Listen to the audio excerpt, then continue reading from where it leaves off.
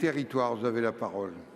Monsieur le président, monsieur le ministre, mes chers collègues, le confinement est devenu indispensable pour la sécurité sanitaire, mais les petits commerçants payent un lourd tribut. Ils sont obligés, une seconde fois, de fermer boutique et vivent une situation dramatique. De plus, les mesures mises en place introduisent une inégalité de traitement avec les grandes et moyennes surfaces d'une part et les géants du numérique d'autre part. Une inégalité insoutenable. Comment accepter cette situation invraisemblable? Nos petits commerces obligés de fermer et en parallèle des entrepôts d'Amazon qui s'implantent un peu partout dans notre territoire. Ce modèle économique n'est pas durable. Il est à l'origine de dizaines de milliers de destructions d'emplois dans les commerces traditionnels.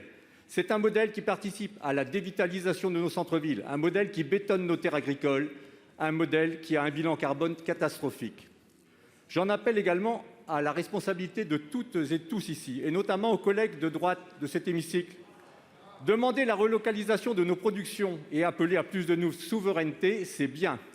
Mais il ne faut pas pleurer la mort des petits commerces de proximité et en parallèle autoriser des implantations et des extensions de grandes surfaces, ainsi qu'accepter la construction de 20 nouveaux entrepôts géants d'Amazon un peu partout en France. Car c'est bien de la responsabilité des élus locaux d'accepter ou non l'implantation de ces sites sur leur commune.